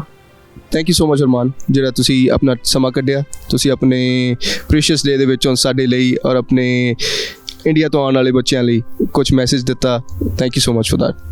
ਸਾਡੇ ਨਾਲ ਇੱਕ ਹੋਰ ਵਿਦਿਆਰਥੀ ਜਿਨ੍ਹਾਂ ਨੇ ਆਪਣਾ ਕੀਮਤੀ ਸਮਾਂ ਕੱਢਿਆ ਉਹ ਆਏ ਨੇ, ਉਹਨਾਂ ਨਾਲ ਗੱਲਬਾਤ ਕਰਦੇ ਹਾਂ ਅਤੇ ਉਹਨਾਂ ਨੂੰ ਪੁੱਛਦੇ ਹਾਂ ਕਿ ਉਹਨਾਂ ਦਾ ਐਕਸਪੀਰੀਅੰਸ, ਉਹਨਾਂ ਦਾ ਤਜਰਬਾ ਕੀ ਰਿਹਾ ਕੈਨੇਡਾ ਨੂੰ ਲੈ ਕੇ, ਉਹਨਾਂ ਦੀ ਜਰਨੀ ਹੁਣ ਤੱਕ ਜਿਹੜੀ ਕੈਨੇਡਾ ਦੀ ਹੈਗੀ ਹੈ ਉਹ ਕਿੱਦਾਂ ਦੀ ਰਹੀ। ਸੋ ਮੇਰਾ ਪਹਿਲਾ ਸਵਾਲ ਤੁਹਾਡੇ ਨਾਲ ਇਹ ਹੈ ਕਿ ਤੁਸੀਂ ਕੈਨੇਡਾ ਕਦੋਂ ਆਏ ਸੀਗੇ, ਤੁਹਾਡਾ ਨਾਂ ਕੀ ਹੈ ਅਤੇ ਤੁਸੀਂ ਇੰਡੀਆ ਤੋਂ ਕਿੱਥੋਂ ਬਿਲੋਂਗ ਕਰਦੇ ਹੋ? ਮੇਰਾ ਨਾਮ ਅਰਸ਼ਪ੍ਰੀਤ ਸਿੰਘ ਹੈ ਜੀ, ਅਤੇ ਮੈਂ ਕੈਨੇਡਾ ਦੇ ਵਿੱਚ 2019 ਦੇ ਵਿੱਚ ਮਈ ਸਮੈਸਟਰ ਦੇ ਵਿੱਚ ਆਇਆ ਸੀਗਾ। ਅਤੇ ਬੈਕ ਹੋਮ ਇੰਡੀਆ ਤੋਂ ਮੈਂ ਪੰਜਾਬ ਤੋਂ ਡਿਸਟ੍ਰਿਕਟ ਸੰਗਰੂਰ ਤੋਂ ਬਿਲੋਂਗ ਕਰਦਾ ਜੀ। ਅਰਸ਼ਪ੍ਰੀਤ, ਮੈਨੂੰ ਇਹ ਦੱਸੋ ਕਿ ਤੁਹਾਡਾ ਸਕੂਲ ਜਿਹੜਾ ਕਾਲਜ ਤੁਸੀਂ ਚੂਜ਼ ਕਰਕੇ ਆਏ ਹੋ ਉਹ ਇੱਥੇ ਸਰੀ ਦੇ ਵਿੱਚ ਹੀ ਹੈ ਕਿ ਤੁਹਾਨੂੰ ਦੂਰ ਜਾਣਾ ਪੈਂਦਾ, ਵੈਂਕੂਵਰ ਜਾਂ ਨੇੜਲੇ ਹੋਰ ਸਿਟੀਜ਼ 'ਚ ਹੈਗਾ ਕਾਲਜ ਤੁਹਾਡਾ? ਨਹੀਂ ਭਾਅ ਜੀ, ਮੈਂ ਰਹਿ ਤਾਂ ਜਿੱਦਾਂ ਸਰੀ ਵਿੱਚ ਰਿਹਾ ਅਤੇ ਪਰ ਮੇਰਾ ਕਾਲਜ ਆ ਜਿਹੜਾ ਵੀ ਉਹ ਲੰਗਾਰਾ ਆ ਅਤੇ ਵੈਨਕੂਵਰ ਦੇ ਵਿੱਚ ਆ। ਅਤੇ ਮੈਂ ਯੂਜ਼ਲੀ ਬਿਫੋਰ ਕੋਵਿਡ ਮੈਂ ਬੱਸ ਅਤੇ ਸਕਾਈ ਟ੍ਰੇਨ ਦੇ ਰਾਹੀਂ ਆਪਣੇ ਕਮਿਊਟ ਕਰਦਾ ਹੁੰਦਾ ਸੀਗਾ ਕਾਲਜ ਨੂੰ। ਅਤੇ ਉਸ ਤੋਂ ਬਾਅਦ ਥਿੰਗਸ ਵਰਸਟ ਹੋ ਗਈਆਂ ਅਤੇ ਫਿਰ ਮੈਂ ਕਾਰ ਲੈ ਲਈ ਅਤੇ ਨਾਓ ਡੇਜ਼ ਈਵਨ ਕਾਲਜ ਵੀ ਨਹੀਂ ਹੁੰਦਾ ਅਤੇ ਮੈਂ ਜਿੱਦਾਂ ਵੀ ਸਰੀ ਔਨਲਾਈਨ ਹੀ ਪੜ੍ਹਦਾ ਹਾਂ ਸਾਰਾ। ਅਰਸ਼ਪ੍ਰੀਤ, ਜਿੱਦਾਂ ਕਿ ਤੁਸੀਂ ਹੁਣੇ ਸਾਨੂੰ ਦੱਸਿਆ ਕਿ ਤੁਹਾਡੇ ਕੋਲ ਗੱਡੀ ਹੈ, ਤੁਸੀਂ ਗੱਡੀ 'ਤੇ ਸਫ਼ਰ ਕਰਦੇ ਹੋ। ਹੁਣ ਪਹਿਲਾਂ ਆਉਂਦੇ ਹੀ ਤੁਸੀਂ ਬੱਸਾਂ 'ਤੇ ਸਫ਼ਰ ਕੀਤਾ, ਬੱਸਾਂ ਤੋਂ ਗੱਡੀ ਤੱਕ ਦਾ ਸਫ਼ਰ ਇਹ ਤੁਹਾਡੇ ਲਈ ਮੁਸ਼ਕਿਲ ਸੀਗਾ ਕਿ ਤੁਸੀਂ ਆਪਣੀ ਨਿੱਜੀ ਕਮਾਈ ਜਿਹੜੀ ਕਿ ਤੁਸੀਂ ਮਿਹਨਤਾਂ ਨਾਲ ਕਮਾਈ, ਜਿਹੜਾ ਕਿ ਮੈਨੂੰ ਲੱਗਦਾ ਆ ਕਿ ਤੁਸੀਂ ਪੜ੍ਹਾਈ ਦੇ ਨਾਲ ਕੰਮ ਕਰ ਰਹੇ ਸੀ, ਉਹਦੇ ਤੋਂ ਲਿੱਤੀ ਕਿ ਘਰਦਿਆਂ ਨੇ ਤੁਹਾਡੀ ਹੈਲਪ ਕੀਤੀ ਉਹਦੇ ਵਿੱਚ? ਇੱਕ ਤਰ੍ਹਾਂ ਦਾ ਬੱਸ ਤੋਂ ਗੱਡੀ ਤੱਕ ਆਉਣਾ ਬਹੁਤ ਹੀ ਜਿੱਦਾਂ ਮੇਰੇ ਲਈ ਡਿਫੀਕਲਟ ਸੀਗਾ। ਗੱਡੀ ਨੋ ਡਾਊਟ ਵੀ ਮੈਂ ਲਈ ਆ ਅਤੇ ਸਾਰਾ ਜਿਹੜਾ ਇਹਦਾ ਐਕਸਪੈਂਸ ਹੈਗਾ ਮੈਂ ਹੀ ਪੇ ਕਰਦਾ ਆ। ਉਹਦੇ ਲਈ ਮੈਨੂੰ ਚਾਹੇ ਐਕਸਟਰਾ ਸ਼ਿਫਟਸ ਲਾਉਣੀਆਂ ਪੈਣ, ਗੱਡੀ ਜਿੱਦਾਂ ਇੱਥੇ ਰੱਖਣੀ ਬਹੁਤ ਹੀ ਜ਼ਿਆਦਾ ਐਕਸਪੈਂਸਿਵ ਆ ਆਈ ਥਿੰਕ, ਕਿਉਂਕਿ ਇੰਸ਼ੋਰੈਂਸਿਸ, ਫਿਰ ਉਸ ਤੋਂ ਬਾਅਦ ਜੇਕਰ ਤੁਸੀਂ ਗੱਡੀ ਫਾਈਨੈਂਸ ਕਰਾਉਂਦੇ ਹੋਗੇ, ਨਵੀਂ ਲੈਂਦੇ ਹੋ ਤਾਂ ਬਹੁਤ ਹੀ ਜ਼ਿਆਦਾ ਔਖਾ ਹੋ ਜਾਂਦਾ ਗਾ। ਮੈਂ ਪਹਿਲਾਂ ਮੇਰੇ ਕੋਲ ਇੱਕ ਪੁਰਾਣੀ ਗੱਡੀ ਸੀਗੀ ਅਤੇ ਉਸ ਤੋਂ ਬਾਅਦ ਫਿਰ ਮੈਂ ਜਦੋਂ ਆਪਣਾ ਲਾਇਸੈਂਸ ਬਣਵਾ ਲਿਆ ਅਤੇ ਉਸ ਤੋਂ ਬਾਅਦ ਫਿਰ ਮੈਂ ਹੁਣ ਇੱਕ ਨਵੀਂ ਗੱਡੀ ਲਈ ਆ, ਫਾਈਨੈਂਸ 'ਤੇ ਕਰਵਾਈ ਆ ਅਤੇ ਸਹੀ ਆ, things are going good, jobs ਵਗੈਰਾ ਸਹੀ ਚੱਲਦੀਆਂ ਨੇਗੀਆਂ। ਮੈਂ ਫਿਲਹਾਲ ਪਾਰਟ ਟਾਈਮ ਹੀ ਜੋਬਸ ਕਰ ਰਿਹਾ ਹੈਗਾ, so it's okay for me. ਅਗਲਾ ਸਵਾਲ ਇਹ ਹੈ ਕਿ ਤੁਹਾਡੀ ਲਾਈਫ ਸਟਾਈਲ ਨੂੰ ਲੈਂਦੇ ਆ ਤੁਸੀਂ ਆਪਣੀ ਗੱਡੀ, ਮੈਂ ਸੁਣਿਆ ਜੋ ਤੁਸੀਂ ਹੁਣੇ ਕਿਹਾ ਕਿ ਗੱਡੀ ਮੈਂ ਹੁਣ ਨਵੀਂ ਫਾਈਨੈਂਸ ਕਰਾਈ ਹੈ ਗੱਡੀ, ਉਹ ਗੱਡੀ ਤੁਸੀਂ ਜਿਵੇਂ ਆਪਾਂ ਦੇਖਦੇ ਹਾਂ ਕਿ ਉਹ ਲੋਕ ਪਸੰਦ ਕਰਦੇ ਨੇ ਕਿ ਅਸੀਂ ਕੋਈ ਫੂਫਾਂ ਜਾਂ ਸ਼ੋਸ਼ੇਬਾਜ਼ੀ ਵਾਲੀਆਂ ਗੱਡੀਆਂ ਰੱਖਣ, ਤੁਸੀਂ ਵੀ ਉਸ ਚੀਜ਼ 'ਚ ਬਿਲੀਵ ਕਰਦੇ ਹੋ ਜਾਂ ਤੁਸੀਂ ਕੋਈ ਸੂਝਵਾਨ ਡਿਸੀਜਨ ਲਿੱਤਾ ਆਪਣੇ ਲਈ ਅਤੇ ਕੋਈ ਫਿਊਲ ਐਫੀਸ਼ੀਐਂਟ ਅਤੇ ਕੋਈ ਲਾਭ ਦੇਣ ਵਾਲੀ ਗੱਡੀ ਚੂਜ਼ ਕੀਤੀ ਹੈ? ਆਈ ਥਿੰਕ ਗੱਡੀ ਲੈਣਾ ਤਾਂ ਬਹੁਤ ਸੌਖਾ, ਪਰ ਉਹਦੇ ਜਿਹੜੇ ਐਕਸਪੈਂਸ ਨੇਗੇ ਜੀ ਉਹ ਆਪਣੇ ਮੈਨੇਜ ਕਰਨਾ ਬਹੁਤ ਔਖਾ ਆ। ਸੋ ਜੇਕਰ ਤੁਸੀਂ ਕਿਸੇ ਨੇ ਵੀ ਜਿੱਦਾਂ ਸਟੂਡੈਂਟ ਆ ਜਾਂ ਕੋਈ ਵੀ ਪਾਰਟ ਜਾਂ ਵਰਕਰ ਆ, ਕੋਈ ਵੀ ਹਰ ਕਿਸੇ ਦੇ ਲਈ, ਈਵਨ ਸਿਟੀਜ਼ਨ ਦੇ ਲਈ ਗੱਡੀ ਰੱਖਣਾ ਬਹੁਤ ਹੀ ਜ਼ਿਆਦਾ ਐਕਸਪੈਂਸਿਵ ਹੋ ਜਾਂਦਾ because of the insurance. So being mature ਹੋ ਕੇ ਮੈਂ ਆਪਣੇ ਗੱਡੀ ਲੈਣ ਦਾ ਫੈਸਲਾ ਲਿਆ ਅਤੇ ਐਨਰਜੀ ਐਫੀਸ਼ੀਐਂਟ ਗੱਡੀ ਚਾਹੀਦੀ ਸੀਗੀ ਮੈਨੂੰ, ਤਾਂ ਕਿ ਮੇਰੇ ਜਿਹੜੇ ਉਹਦੇ ਉੱਤੇ ਐਕਸਪੈਂਸ ਨੇ ਗੈਸ ਦੇ, ਮੇਨਲੀ ਗੈਸ, ਸੋ ਉਹ ਘੱਟ ਤੋਂ ਘੱਟ ਆਉਣ। ਪਹਿਲਾਂ ਬਹੁਤ ਸ਼ੌਂਕ ਸੀਗੇ ਵੀ ਮੈਂ ਵੀ ਵੱਡੀ ਤੋਂ ਵੱਡੀ ਗੱਡੀ ਲਵਾਂ, ਰੇਸ ਕਾਰ ਲਵਾਂ ਅਤੇ ਗੇੜੀਆਂ ਮਾਰਾਂ, ਪਰ ਨਹੀਂ। ਜਦ 1 ਸਾਲ ਤੋਂ ਬਾਅਦ ਮੈਂ ਰੀਅਲਾਈਜ਼ ਕੀਤਾ ਵੀ ਸਿੰਪਲ ਅਤੇ ਸਾਦੀ ਲਾਈਫ ਜਿਉਣ ਦੇ ਵਿੱਚ ਹੀ ਆਪਣਾ ਜ਼ਿਆਦਾ ਫਾਇਦਾ ਆ। ਥੋੜ੍ਹਾ ਮਾਹੌਲ 'ਚ ਥੋੜੀ ਜੀ ਰੌਣਕ ਲੈ ਕੇ ਆਨੇ ਆ। ਹਾਂਜੀ ਹਾਂਜੀ ਤੁਸੀਂ ਮੋਢੇ ਬਸਤਾ ਟੰਗਿਆ, ਹਾਂਜੀ। ਕਿੱਧਰ ਜਾਣ ਦੀ ਤਿਆਰੀ ਹੈ? ਉਹ ਐਕਚੁਅਲੀ ਜੀ ਮੇਰਾ ਫਰੈਂਡ ਜਿੱਦਾਂ ਮੇਰੀ ਅੱਜ ਗੱਡੀ ਲੈ ਗਿਆ ਸੀਗਾ, ਉਹਦਾ ਅੱਜ ਨਾਈਟ ਸ਼ਿਫਟ ਸੀਗੀ। ਈਵਨ ਮੇਰੀ ਵੀ ਨਾਈਟ ਸ਼ਿਫਟ ਆ, ਮੈਂ ਵੀ ਕੰਮ ਤੇ ਜਾਣਾ ਸੀਗਾ, ਪਰ ਉਹਨੂੰ ਐਮਰਜੈਂਸੀ ਚਾਹੀਦੀ ਸੀਗੀ, ਤਾਂ ਕਰਕੇ ਉਹ ਗੱਡੀ ਲੈ ਗਿਆ ਤੇ ਮੈਨੂੰ ਉਹਨੇ ਜਿੱਦਾਂ ਆਪਣੇ ਪਾਰਕ ਦੇ ਵਿੱਚ ਡ੍ਰੌਪ ਕਰਤਾ। ਥੋੜ੍ਹੇ ਟਾਈਮ ਤੱਕ ਨਾਲ ਹੀ ਬੱਸ ਸਟਾਪ ਹੈਗਾ ਜਿੱਦਾਂ, ਫਿਰ ਮੈਂ ਆਪਣੇ ਨਾਈਟ ਸ਼ਿਫਟ ਦੇ ਲਈ ਮੈਂ ਵੀ ਜਾਣਾ ਆ। ਵਿੱਚ ਮੇਰੇ ਕੱਪੜੇ ਨੇ ਜੀ, ਯੂਨੀਫਾਰਮ ਆ, ਤੇ ਬਸ ਇੱਦਾਂ ਹੀ ਆ ਜੀ। ਅਰਸ਼, ਮੇਰਾ ਅਗਲਾ ਸਵਾਲ ਇਹ ਹੈ ਤੁਹਾਡੇ ਨਾਲ, ਮੈਂ ਤੁਹਾਨੂੰ ਇਹ ਪੁੱਛਣਾ ਚਾਹੁੰਦਾ ਕਿ ਤੁਹਾਡੀ ਜਿਹੜੀ ਜੌਬ ਹੈ ਜਾਂ ਤੁਹਾਡਾ ਜਿਹੜਾ ਕੰਮ ਹੈ ਉਹ ਤੁਹਾਨੂੰ ਤੁਹਾਡੀ ਲਿਵਿੰਗ ਅਰਨ ਕਰਨ ਦੇ ਵਿੱਚ ਮਦਦ ਕਰ ਰਿਹਾ ਹੈ, ਜਾਂ ਉਹ ਉਹਨਾਂ ਕੀ ਸੀਮਤ ਹੈ ਕਿ ਤੁਸੀਂ ਆਪਣੀ ਫੀਸ ਦੇ ਵਿੱਚ ਥੋੜ੍ਹੇ ਜਿਹੇ ਪੈਸੇ ਜੋੜ ਲਓ, ਜਾਂ ਤੁਸੀਂ ਆਪਣੀ ਰੋਜ਼ਾਨਾ ਜ਼ਿੰਦਗੀ ਉਹਦੇ ਨਾਲ ਕੱਢਦੇ ਰਹੋ? ਤੁਹਾਨੂੰ ਬੇਸਿਕਲੀ ਆਪਣੀ ਫੀਸ ਜਾਂ ਆਪਣੀ ਇੱਥੇ ਨਿੱਜੀ ਜ਼ਿੰਦਗੀ ਜੀਣ ਵਾਸਤੇ ਉਹ ਨੌਕਰੀ ਜਸਟੀਫਾਈ ਕਰ ਰਹੀ ਹੈ? ਰਾਈਟਸ ਕੰਮ ਦੇ ਲਈ ਜੋ ਸਾਨੂੰ ਰਾਈਟਸ ਮਿਲੀਆਂ ਨੇ ਬੀਇੰਗ ਅ ਸਟੂਡੈਂਟ, ਮੈਂ ਕਹਿਣਾ ਚਾਹੁੰਦਾ ਹਾਂ ਵੀ 20 ਆਵਰਸ ਅਸੀਂ ਵਰਕ ਕਰ ਸਕਦੇ ਹਾਂ, ਹੈ ਨਾ। ਸੋ ਆਈ ਥਿੰਕ ਬੈਲੈਂਸ ਹੋਣਾ ਚਾਹੀਦਾ ਲਾਈਫ ਦੇ ਵਿੱਚ, ਕਿਉਂਕਿ ਆਪਾਂ as a being a student ਆਪਾਂ ਕੰਮ ਵੀ ਕਰਨਾ ਆ ਤੇ ਨਾਲ ਦੀ ਨਾਲ ਪ੍ਰੋਪਰ ਪੜ੍ਹਨਾ ਵੀ ਆ, ਤਾਂ ਕਿ ਆਪਣੀ ਜਿਹੜੀ ਸਟੱਡੀ ਆ ਉਹ ਖਰਾਬ ਨਾ ਹੋਵੇ। ਮੇਨ ਜਿਹੜਾ ਆਪਣਾ ਫੋਕਸ ਆ ਉਹ ਆਪਣੀ ਸਟੱਡੀ 'ਤੇ ਹੋਣਾ ਚਾਹੀਦਾ ਆ। ਉੱਦਾਂ ਹੀ ਇਸ ਚੀਜ਼ ਨੂੰ ਮੁੱਖ ਰੱਖਦੇ ਹੋਏ ਮੈਂ ਆਪਣੇ ਸਟੱਡੀ ਨੂੰ ਹੀ ਪ੍ਰਾਇਓਰਟੀ ਦਿੱਤੀ ਹੈਗੀ, ਤੇ ਕੰਮ ਆ ਜਿਹੜਾ ਉਹ 20 ਘੰਟੇ ਜਾਂ ਫਿਰ ਜਦੋਂ ਮੈਂ ਵਕੇਸ਼ਨਸ ਹੁੰਦੀਆਂ ਨੇਗੀਆਂ ਆਪਣੇ ਮੰਥਲੀ ਆਪਣੇ, ਜਾਂ ਫਿਰ ਹਰ ਟਰਮ ਦੇ ਵਿੱਚ ਜੋ ਵਕੇਸ਼ਨਸ ਹੁੰਦੀਆਂ ਨੇਗੀਆਂ ਉਹਦੇ ਵਿੱਚ 40 ਆਵਰਸ ਅਲਾਉਡ ਹੁੰਦੇ ਨੇਗੇ, ਤਾਂ ਫਿਰ ਉਸ ਹਿਸਾਬ ਦੇ ਨਾਲ ਮੈਂ ਆਪਣੇ ਸ਼ਿਫਟਸ ਵਗੈਰਾ ਪਿਕ ਕਰ ਲੈਂਦਾ ਆ। ਸੋ ਆਈ ਥਿੰਕ ਵੀ ਜੋ ਆਪਾਂ ਕੰਮ ਕਰਦੇ ਆਂਗੇ, ਜਿਹੜੇ ਆਪਣੇ ਲਿਵਿੰਗ ਕੋਸਟ ਨੇਗੇ ਲਿਵਿੰਗ ਇਨ ਕੈਨੇਡਾ, ਆਪਣੇ ਜੋ ਕਿ ਰੈਂਟ ਆ ਗਏ, ਗੱਡੀ ਦਾ ਖਰਚਾ, ਜੇਕਰ ਕਿਸੇ ਕੋਲ ਗੱਡੀ ਹੈਗੀ ਹੈ ਤਾਂ ਗੱਡੀ ਦੇ ਖਰਚੇ ਆ ਜਾਂਦੇ ਨੇਗੇ ਬਹੁਤ ਸਾਰੇ। ਫਿਰ ਆਪਣੇ ਗਰੋਸਰੀਜ਼ ਬਹੁਤ ਐਕਸਪੈਂਸਿਵ ਹੋ ਜਾਂਦੀਆਂ ਨੇਗੀਆਂ, ਕੁਕਿੰਗ ਕਰਨੀ ਕਿਉਂਕਿ ਪੈਂਦੀ ਹੈਗੀ। ਜੇਕਰ ਟਿਫਨ ਲਵਾਉਂਦੇ, ਕਈ ਲੋਕ ਬੱਚਿਆਂ ਦੇ ਆਪਣੇ ਟਿਫਨ ਲਗਾਏ ਹੁੰਦੇ ਹੈਗੇ, ਪਰ ਮੈਂ ਪ੍ਰੈਫਰ ਕਰਦਾ ਵੀ ਮੈਂ ਆਪ ਹੀ ਬਣਾਵਾਂ, ਇਸ ਕਰਕੇ ਕਾਫੀ ਜ਼ਿਆਦਾ ਕੋਸਟ ਹੋ ਜਾਂਦੇ ਆ, ਜਿਸ ਨੂੰ ਮੈਨੇਜ ਕਰਨ ਦੇ ਲਈ ਵੀ ਕੰਮ ਕਰਨਾ ਤੇ ਆਪਣੇ ਪੈਸੇ ਕਮਾਉਣੇ ਥੋੜ੍ਹੇ ਜਿਹੇ ਜ਼ਰੂਰੀ ਆ ਆਪਣੇ ਲਈ। ਅਰਸ਼, ਇਹ ਸਵਾਲ ਨੂੰ ਕੰਟੀਨਿਊ ਕਰਦੇ ਹੋਏ ਮੈਂ ਇਹ ਪੁੱਛਣਾ ਚਾਹੂੰਗਾ ਕਿ ਜਿਹੜਾ ਤੁਸੀਂ ਦੱਸਿਆ ਕਿ 20 ਘੰਟੇ ਤੁਸੀਂ ਕੰਮ ਕਰ ਰਹੇ ਹੋ ਹਜੇ, ਹਾਂਜੀ, ਉਹ 20 ਘੰਟੇ ਦੇ ਵਿੱਚ ਤੁਸੀਂ ਆਪਣੀ ਉਸ ਆਮਦਨ ਦੇ ਨਾਲ ਆਪਣਾ ਖਰਚਾ ਚਲਾ ਰਹੇ ਹੋ, ਕਿ ਤੁਹਾਡੀ ਕੋਈ ਫੀਸਾਂ ਜਿਹੜੀਆਂ ਹੁਣ ਤੁਸੀਂ ਭਰਦੇ ਹੋ ਉਹ ਤੁਸੀਂ ਫੀਸਾਂ ਜੋੜ ਪਾ ਰਹੇ ਹੋ, ਕਿ ਫੀਸਾਂ ਵਾਸਤੇ ਤੁਹਾਡੇ ਪੇਰੈਂਟਸ ਤੁਹਾਡੀ ਹੈਲਪ ਕਰ ਰਹੇ ਇੰਡੀਆ ਤੋਂ? ਹਾਂਜੀ, ਉਹ ਤਾਂ ਵੈਸੇ ਮੇਰਾ ਇਹ ਲਾਸਟ ਸਮੈਸਟਰ ਹੀ ਹੈਗਾ ਕੈਨੇਡਾ ਦੇ ਵਿੱਚ, ਨਾ ਆਪਣੇ ਲੰਗਾਰਾ ਕਾਲਜ ਦੇ ਵਿੱਚ। ਸੋ ਮੈਨੂੰ ਕੋਈ ਜ਼ਿਆਦਾ ਫੀਸ ਦੀ ਟੈਨਸ਼ਨ ਨਹੀਂ ਹੈਗੀ, ਪਰ ਫਿਲਹਾਲ ਦੀ ਘੜੀ ਜੋ ਵੀ ਮੇਰੀ ਇਨਕਮ ਆ ਗਈ ਉਹ ਸਾਰੇ ਮੇਰੇ ਆਪਣੇ ਜੋ ਖਰਚੇ ਹੈਗੇ ਉਹਨਾਂ 'ਤੇ ਹੀ ਸਪੈਂਡ ਹੋ ਰਹੇ ਨੇਗੇ। ਪਰ ਬੈਕ ਜਦੋਂ ਮੈਂ ਸਟੱਡੀ ਸਟਾਰਟ ਕੀਤੀ ਸੀਗੀ ਉਦੋਂ ਮੈਨੂੰ ਕਾਫੀ ਜ਼ਿਆਦਾ ਪ੍ਰੋਬਲਮਸ ਆਈਆਂ, ਜਿੱਦਾਂ ਆਈ ਥਿੰਕ ਵੀ ਆਪਣਾ ਜਿਹੜਾ ਲਾਈਫ ਸਟਾਈਲ ਹੈਗਾ ਉਹ ਮੈਟਰ ਜ਼ਿਆਦਾ ਕਰਦਾ ਆ। ਵੀ ਆਪਾਂ ਜੇਕਰ ਆਪਾਂ ਸੇਵਿੰਗ ਕਰੀਏ ਤਾਂ ਆਪਾਂ ਥੋੜ੍ਹੇ ਬਹੁਤੇ ਪੈਸੇ ਆਪਣੇ ਫੀਸ ਦੇ ਲਈ ਵੀ ਜਮ੍ਹਾਂ ਕਰ ਸਕਦੇ ਹਾਂ।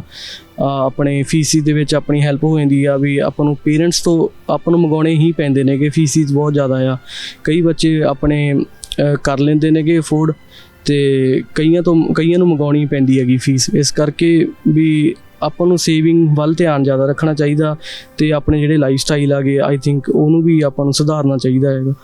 ਤੇ ਫਿਲਹਾਲ ਹੁਣ ਦੀ ਘੜੀ ਆ, ਸੋ ਆਈ ਐਮ ਚਿਲ, ਮੈਨੂੰ ਸਭ ਕੁਛ ਸਹੀ ਹੋ ਰਿਹਾ ਹੈਗਾ, ਤੇ ਮੈਂ ਜੋ ਵੀ ਪੈਸਾ ਇਨਕਮ ਕਰ ਰਿਹਾ ਆਪਣੇ ਆ ਰਹੀ ਆ ਮੈਨੂੰ, ਮੈਂ ਸੇਵਿੰਗ ਵੱਲ ਜ਼ਿਆਦਾ ਧਿਆਨ ਦੇ ਰਿਹਾ, ਤਾਂ ਕਿ ਫਿਊਚਰ ਦੇ ਵਿੱਚ ਅਗਰ ਮੈਂ ਜੇਕਰ ਆਪਣਾ ਕੰਮ ਖੋਲ੍ਹਣਾ ਜਾਂ ਕੋਈ ਵਧੀਆ ਜੋਬ ਲੈਣੀ ਹੈ, ਜੇਕਰ ਮੈਨੂੰ ਕਿਤੇ ਮੂਵ ਹੋਣਾ ਪਿਆ ਜਾਂ ਕੁਛ ਵੀ ਆ, ਤਾਂ ਉਹ ਪੈਸਾ ਮੇਰੇ ਕੋਲੇ ਹੋਵੇ ਤੇ ਮੈਂ ਉਹਨੂੰ ਸਹੀ ਢੰਗ ਦੇ ਨਾਲ ਸਪੈਂਡ ਕਰਨਾ ਚਾਹਾਂ ਉਹਨੂੰ।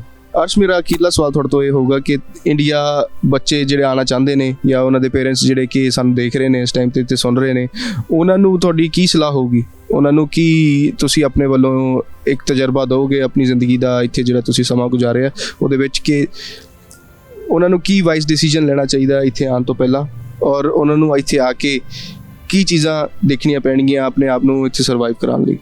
ਯਾ ਐਕਚੁਅਲੀ ਮੈਂ ਤਾਂ ਬਸ ਇਹੀ ਸੁਨੇਹਾ ਦੇਣਾ ਚਾਹੁੰਦਾ ਹਾਂ ਵੀ ਆਪਣੀ ਸਾਰੀ ਕਮਿਊਨਿਟੀ ਨੂੰ, ਆਪਣੇ ਇੰਡੀਆ ਦੇ ਵਿੱਚ ਜੋ ਵੀ ਨੇਗੇ ਮੋਸਟਲੀ ਸਾਰੇ ਬੱਚਿਆਂ ਦਾ ਹੀ ਅੱਜ ਸੁਪਨਾ ਬਣ ਚੁੱਕਿਆ ਵੀ ਮੈਂ ਕੈਨੇਡਾ ਜਾਵਾਂ ਜਾਂ ਫਿਰ ਆਸਟ੍ਰੇਲੀਆ ਜਾਵਾਂ, ਜਿੱਥੇ ਵੀ ਜਾਣਾ ਉਹਨਾਂ ਨੇ ਫੋਰਨ ਕੰਟਰੀਜ਼ ਵਿੱਚ ਜਾ ਕੇ ਆਪਣਾ ਭਵਿੱਖ ਵਧੀਆ ਕਰਾਂ। ਪਰ ਮੈਂ ਉਹਨਾਂ ਨੂੰ ਇਹੀ ਸੁਨੇਹਾ ਦੇਣਾ ਚਾਹੁੰਦਾ ਹਾਂ ਕਿ ਵੀ ਰਿਐਲਿਟੀ ਜਿਹੜੀ ਆ ਉਹ ਟੋਟਲੀ ਡਿਫਰੈਂਟ ਹੁੰਦੀ ਹੈਗੀ। ਆਪਾਂ ਦੇਖਦੇ ਹਾਂਗੇ ਵੀ ਜੇਕਰ ਈਵਨ ਮੈਂ ਆਪਣੇ ਫਰੈਂਡਸ ਦੀ ਗੱਲ ਕਰਾਂ ਜਿਹੜੇ ਕਿ ਇੰਡੀਆ ਦੇ ਵਿੱਚ ਨੇਗੇ ਹੁਣ, ਉਹ ਜਦੋਂ ਦੇਖਦੇ ਹੈਗੇ ਹੈਗੇ ਸਾਡੇ ਸਟੇਟਸ ਪਾਏ ਹੋਏ ਅਸੀਂ ਗੱਡੀ ਵਿੱਚ ਆਪਣੇ ਸਟੇਟਸ ਅਪਲੋਡ ਕਰਦੇ ਹਾਂ। ਮੇਰਾ ਵੀ ਸ਼ੌਂਕ ਆ ਕਦੇ ਕਦੇ ਅਪਲੋਡ ਕਰਦਾ। ਤਾਂ ਉਹ ਮੇਰੇ ਫਰੈਂਡਸ ਨੇ ਜਿਹੜੇ ਬੈਕ ਹੋਮ ਇੰਡੀਆ, ਉਹ ਕਹਿੰਦੇ ਨੇ ਕਿ ਵੀ ਤੇਰੀ ਯਾਰ ਲਾਈਫ ਆ, ਤੂੰ ਨਜ਼ਾਰੇ ਲੈਂਦਾ ਪੂਰੇ, ਤੂੰ ਸ਼ੌਂਕ ਪੂਰੇ ਕਰਦਾ ਆ।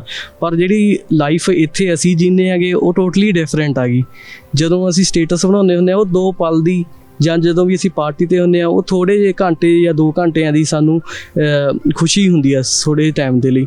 ਪਰ ਅਗਲੇ ਦਿਨ ਸਾਨੂੰ ਹਮੇਸ਼ਾ ਸ਼ਿਫਟ 'ਤੇ ਜਾਣਾ, ਵੀ ਸਵੇਰੇ ਜਲਦੀ ਜਾਂ ਲੇਟ ਨਾਈਟ ਜਾਣਾ, ਅਤੇ ਉਹਦੀ ਹਮੇਸ਼ਾ ਸਾਨੂੰ ਟੈਨਸ਼ਨ ਰਹਿੰਦੀ ਹੈਗੀ। ਬਾਕੀ ਸਾਰੇ ਫੈਮਲੀਜ਼ ਨੂੰ ਮੇਰਾ ਇਹੀ ਓਪੀਨੀਅਨ ਆ ਵੀ ਆਪਣੇ ਕੈਨੇਡਾ ਵੈਲਕਮ ਕਰਦਾ ਹੈ ਸਾਰੇ, ਜਿੱਦਾਂ ਸਾਰਿਆਂ ਨੂੰ। ਸੋ ਆਪਣਾ ਵੈਲ ਪ੍ਰੀਪੇਅਰਡ ਰਹਿਣ ਅਤੇ ਥਿੰਗਸ ਨੂੰ ਲਾਈਟਲੀ ਨਾ ਲੈਣ, ਐਂਡ ਸਟੂਡੈਂਟਸ ਆਪਣਾ ਬੈਸਟ ਕਰਨ ਕੈਨੇਡਾ ਆਉਣ ਅਤੇ ਆਪਣਾ ਭਵਿੱਖ ਵਧੀਆ ਬਣਾਉਣ। Thank you. ਆਓ ਅੱਗੇ ਚੱਲਦੇ ਹਾਂ ਅਤੇ ਆਪਾਂ ਹੁਣ ਗੱਲ ਕਰਨ ਜਾ ਰਹੇ ਹਾਂ ਇੱਕ ਇਹੋ ਜਿਹੇ ਬੱਚੇ ਨਾਲ ਜਿਹੜਾ ਕਿ 17 ਸਾਲਾਂ ਦੀ ਇੱਕ ਛੋਟੀ ਉਮਰ ਦੇ ਵਿੱਚ ਕੈਨੇਡਾ ਆ ਗਿਆ ਸੀਗਾ। ਉਹਦਾ ਇੱਥੋਂ ਦਾ ਰੁਝੇਵਾਂ, ਉਹਦੇ ਐਕਸਪੀਰੀਅੰਸਿਸ ਅਤੇ ਉਹਦਾ ਲਾਈਫ ਸਟਾਈਲ ਅਸੀਂ ਜਾਣਦੇ ਹਾਂ ਉਹਦੀ ਆਪਦੀ ਜ਼ੁਬਾਨੀ। ਸੋ ਮੇਰਾ ਪਹਿਲਾ ਸਵਾਲ ਤੁਹਾਨੂੰ ਇਹ ਹੈ, ਤੁਹਾਡਾ ਨਾਂ ਕੀ ਹੈ? ਤੁਸੀਂ ਇੰਡੀਆ ਤੋਂ ਕੈਨੇਡਾ ਕਦੋਂ ਆ ਗਏ ਸੀਗੇ? ਜਿਵੇਂ ਕਿ ਮੈਨੂੰ ਪਤਾ ਲੱਗਿਆ ਕਿ ਤੁਸੀਂ 17 ਸਾਲਾਂ ਦੇ ਸੀਗੇ ਜਦੋਂ ਤੁਸੀਂ ਇੱਥੇ ਆਏ, ਅਤੇ ਉਸ ਛੋਟੀ ਉਮਰ ਦੇ ਵਿੱਚ ਇੱਥੇ ਆਉਣਾ ਤੁਹਾਡੇ ਲਈ ਕਿੱਦਾਂ ਦਾ ਰਿਹਾ? ਮੇਰਾ ਨਾਮ ਰਬਰੀਤ ਆ ਐਂਡ ਮੈਂ ਇੱਥੇ ਦਸੰਬਰ 2017 'ਚ ਆ ਗਈ ਸੀਗੀ ਫॉर ਮਾਈ ਕਾਲਜ, ਜਿਹੜਾ ਕਿ ਸਪਰਿੰਗ 'ਚ ਸਟਾਰਟ ਹੋਣਾ ਸੀਗਾ। ਮੈਂ ਇਹ ਜਾਣਨਾ ਚਾਹੂੰਗਾ ਤੁਹਾਡਾ ਕਾਲਜ ਕਿਹੜਾ ਸੀਗਾ? ਮੈਂ ਇਹ ਵੀ ਤੁਹਾਡੀ ਜ਼ੁਬਾਨੀ ਸੁਣਿਆ ਕਿ ਤੁਸੀਂ 17 ਸਾਲਾਂ ਦੇ ਸੀਗੇ ਜਦੋਂ ਤੁਸੀਂ ਇੱਥੇ ਆਏ ਸੀਗੇ। ਤੁਹਾਡੇ ਲਈ ਇੱਥੇ ਆਉਣਾ ਉਹ 17 ਸਾਲਾਂ ਦੀ ਉਮਰ ਦੇ ਵਿੱਚ ਕਿੱਦਾਂ ਦਾ ਸੀਗਾ? ਤੁਸੀਂ ਇੱਥੇ ਆਪਣੇ ਕਿਸੇ ਰਿਸ਼ਤੇਦਾਰ ਕੋਲ ਆਏ ਸੀਗੇ ਜਾਂ ਤੁਸੀਂ ਆਪਣੇ ਫਰੈਂਡਸ ਦੇ ਆਸਰੇ ਆਏ? ਤੁਹਾਡਾ ਕੋਈ ਜਾਣੂ ਜਿਹਨਾਂ ਨੂੰ ਤੁਸੀਂ ਜਾਣਦੇ ਸੀਗੇ ਉਹ ਇੱਥੇ ਸੀਗਾ? ਸੋ ਮੈਂ ਇੱਥੇ ਜਦੋਂ ਆਈ ਸੀਗੀ, ਮੇਰਾ ਕਾਲਜ ਸੀਗਾ Kwantlen Polytechnic University. I was lucky ਕਿ ਮੇਰਾ ਕਾਲਜ ਸਰੀ 'ਚ ਹੀ ਸੀਗਾ and when I came to Canada ਮੇਰੇ ਇੱਥੇ ਮੈਟਰਨਲਸ ਪਹਿਲਾਂ ਤੋਂ ਸੀਗੇ ਅਤੇ ਉਹਨਾਂ ਨੇ ਹੀ ਮੈਨੂੰ ਏਅਰਪੋਰਟ ਤੋਂ ਪਿਕ ਕੀਤਾ ਸੀਗਾ and I also stayed for a year with my relatives। ਇੱਕ ਹੈਲਪ ਮੈਨੂੰ ਜ਼ਰੂਰ ਹੋ ਗਈ ਸੀਗੀ ਕਿ ਮੇਰੇ ਰਿਲੇਟਿਵਸ ਇੱਥੇ ਸੀਗੇ, ਤਾਂ ਮੈਨੂੰ ਇੰਨਾ ਜ਼ਿਆਦਾ ਕੰਮਿਊਟ ਕਰਨ ਦਾ ਜਾਂ ਗਰੋਸਰੀਜ਼ ਦਾ ਔਰ ਵਟਐਵਰ ਜਿਹੜੇ ਸਟਰਗਲਸ ਹੁੰਦੇ ਆ ਨਵੇਂ ਬੱਚੇ ਲਈ, ਉਹ ਮੈਨੂੰ ਨਹੀਂ ਕਰਨੇ ਪਏ। It was just a help for me.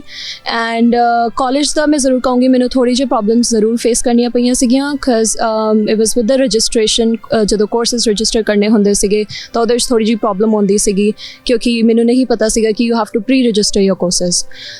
Apart from that, I would say ki it was a very nice experience and it was a very nice struggle for me as well।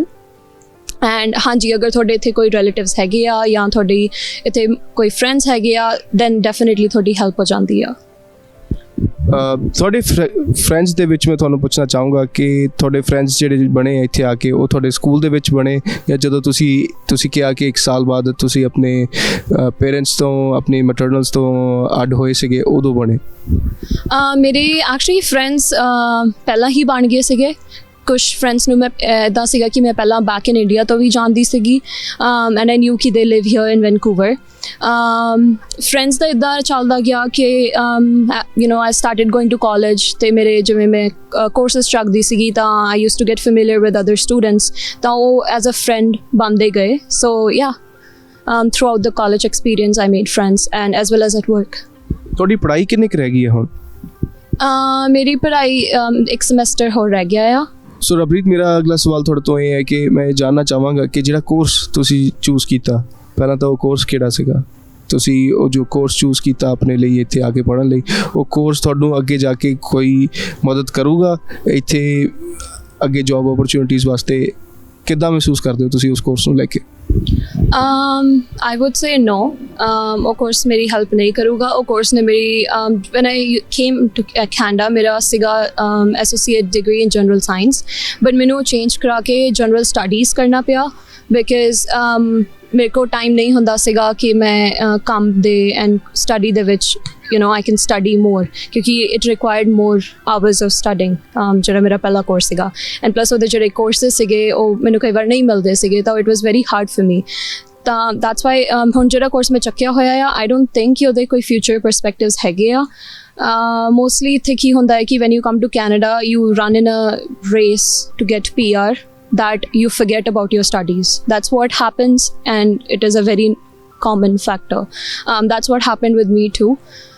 Now my primary focus is कि मैं PR लवां, PR तो बाद फिर मैं अपनी पढ़ाई फिर शुरू स्टार्ट करां दोबारा, एंड उदों तक ਲਈ ਮੇਰੇ ਕੋਲ ਕਾਫੀ ਟਾਈਮ ਵੀ ਹੈਗਾ ਕਿ I can think ਕਿ ਮੈਂ ਕਿਹੜੇ ਸੈਕਟਰ ਵੱਲ ਜਾਣਾ ਚਾਹੁੰਦੀ ਹਾਂ ਜਾਂ ਕਿਹੜੀ ਫੀਲਡ ਚੂਜ਼ ਕਰਨਾ ਚਾਹੁੰਦੀ ਹਾਂ for my as a career.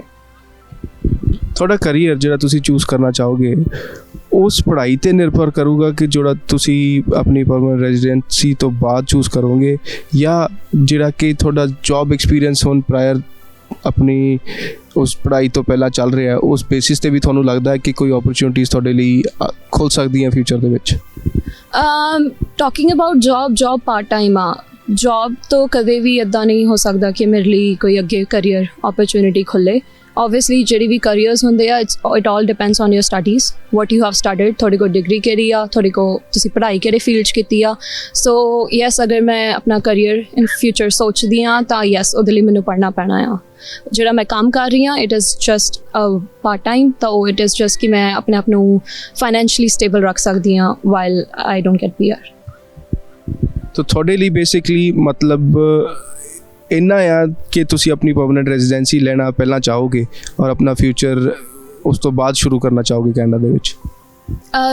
ਪਹਿਲਾਂ ਮੇਰਾ ਇਹ ਮੋਟਿਵ ਨਹੀਂ ਸੀਗਾ। ਵੈਨ ਮੈਂ ਜਦੋਂ ਇੱਥੇ ਆਈ ਸੀਗੀ ਉਦੋਂ ਮੈਨੂੰ ਮੇਰੀ ਪੜ੍ਹਾਈ ਹੀ ਮੇਰੇ ਲਈ ਸਾਰਾ ਕੁਛ ਸੀਗੀ ਕਿ ਮੈਂ ਪੜ੍ਹਨਾ ਹੈ ਐਂਡ ਐਵਰੀਥਿੰਗ। ਬਟ ਜਦੋਂ ਚੈਲੰਜਸ ਆਉਂਦੇ ਗਏ ਫਾਈਨੈਂਸ਼ਲੀ ਐਜ਼ ਵੈਲ, ਜਾਂ ਮੇਰੇ ਕੋਲ ਟਾਈਮ ਨਹੀਂ ਹੁੰਦਾ ਸੀਗਾ ਪੜ੍ਹਨ ਲਈ and everything, then I started thinking ਕਿ it's better to have PR and then study, because talking financially ਤੁਹਾਡੀ fees as a permanent resident is much less compared to a student.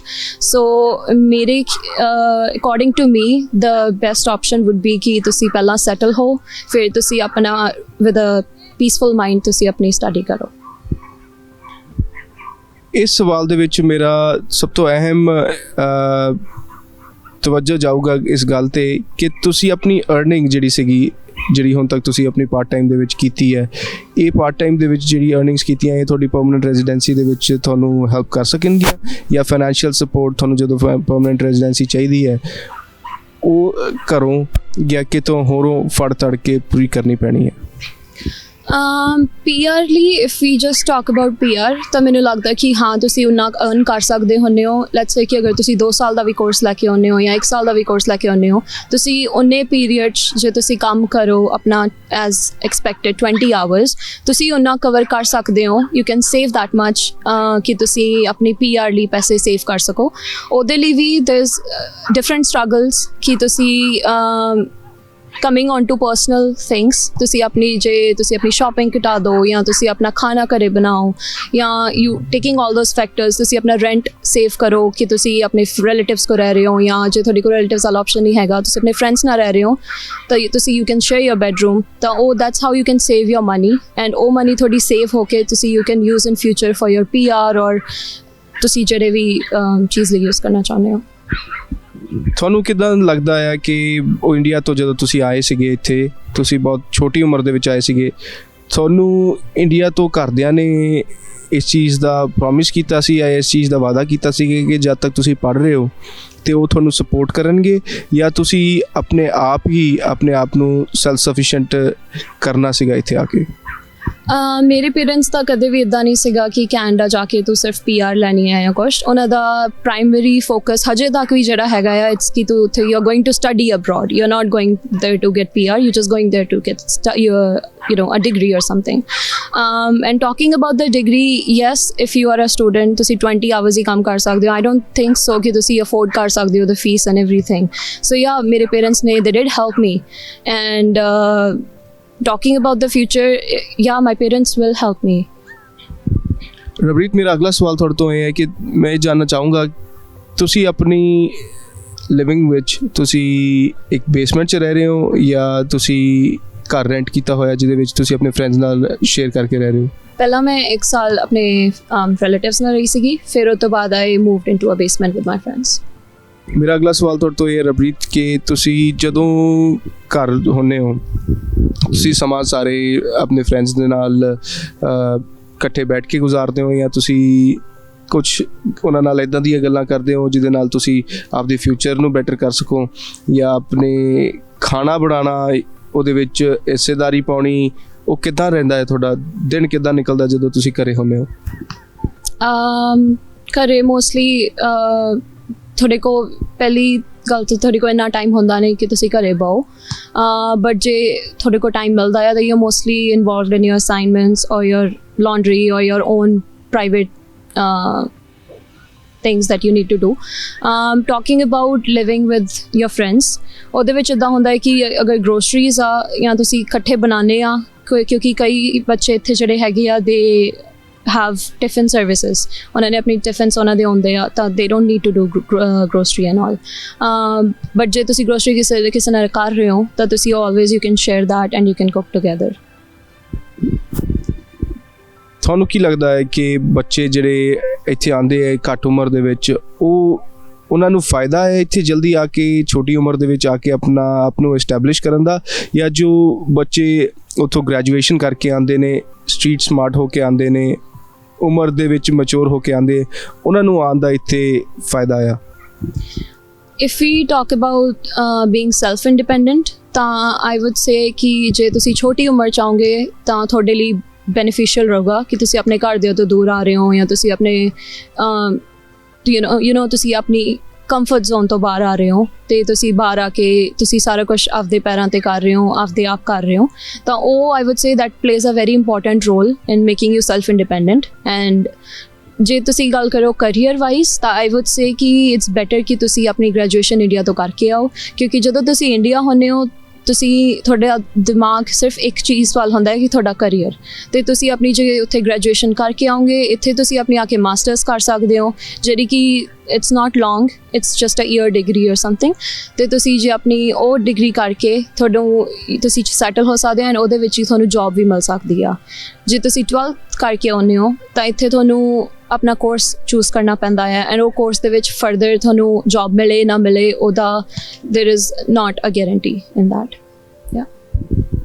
Course choose ਕਰਨਾ ਤੁਸੀਂ ਕਿੱਦਾਂ suggest ਕਰੋਗੇ? ਬੱਚੇ ਜਿਹੜੇ ਆਉਣਾ ਚਾਹੁੰਦੇ ਆ ਇੱਥੇ, ਉਹਨਾਂ ਦਾ ਕੋਰਸਿਸ, ਉਹਨਾਂ ਦਾ ਲਾਈਫ ਸਟਾਈਲ ਔਰ ਉਹਨਾਂ ਦੀ ਸਪੋਰਟ, ਇਹ ਤਿੰਨੋਂ ਮੈਚ ਕਰਦੇ ਹੋਣ ਤਾਂ ਬੱਚੇ ਦਾ ਕੋਰਸ ਚੂਜ਼ ਕਰਨਾ ਫਾਇਦੇਮੰਦ ਹੈ, ਜਾਂ ਉਹਨਾਂ ਨੂੰ ਕੋਈ ਵੀ ਕੋਰਸ ਜਿਹੜਾ ਕਿ ਇੱਥੇ ਈਜ਼ੀ ਹੈ, ਇੱਥੇ ਜਿਹਦਾ ਕਿ ਉਹਨਾਂ ਨੂੰ ਪਰਮਾਨੈਂਟ ਰੈਜ਼ੀਡੈਂਸੀ ਦੇ ਰਾਹ ਤੱਕ ਲੈ ਕੇ ਜਾ ਰਿਹਾ ਹੈ, ਉਹ ਚੂਜ਼ ਕਰ ਲੈਣਾ ਚਾਹੀਦਾ?